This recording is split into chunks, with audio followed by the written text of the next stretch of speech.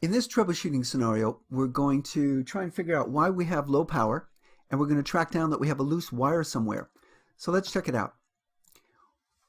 We're being down our choices, looking at our display. We note that we have power and we're exporting power, so we can choose the green light steady. But is the power low? And we notice by looking at our more info note, remember to bring that up whenever it occurs. If you read it, which I want you to do, you'll see that we expect you to have about 3,000 watts of power. And it's well below that. It's only 1,500. So is the power below? Yes. And is the power 1/2? And that's our suspect question, because if we have two strings and the power is approximately pretty close to half of what you expect, then you can be pretty suspicious that one of your strings has a problem. So we're going to pursue that. So is the power 1/2? Yes. So we're going to start looking for whether we have a string 1 or string 2 with a problem. So the first thing we do is come over here and turn off our connection to our array power with the DC disconnect switch. And then we also take off the cover. And the first thing we look for is any DC wires disconnected. And lo and behold, there we go. We certainly do have a problem here. Whoops, I'll try and zoom in a bit. There's our problem. We've got a disconnected wire. It looks like string 2 negative has come loose. Either it wasn't put in properly or it's come loose on its own somehow. That's the problem, of course. So any DC wires disconnected? Yes.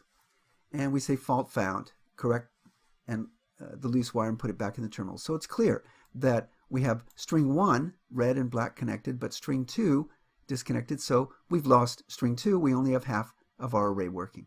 The way to solve this problem is to click on the wire and put it back in place.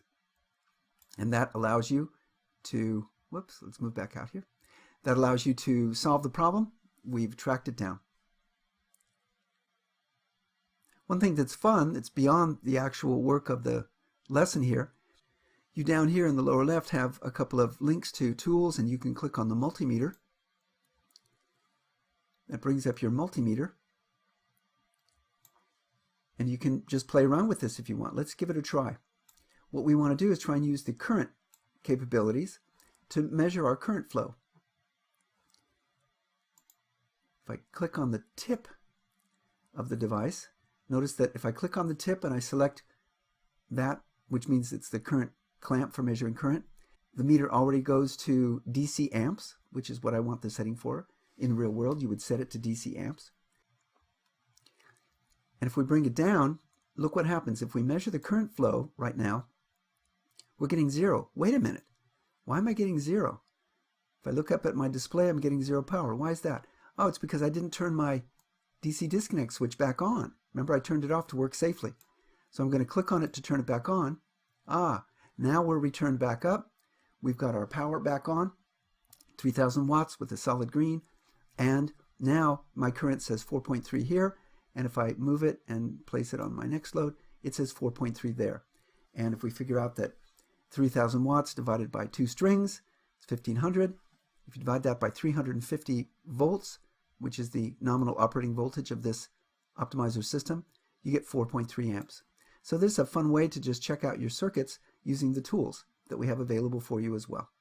Hey, thanks for watching the training video using Interplay's simulation-based training program. You can keep watching our solar videos by clicking on the link to your left, or stay up to date on our latest solar snacks by subscribing on your right. To learn more about how the STP provides critical team training and helps you build an onboarding program at your company, please go to interplaylearning.com.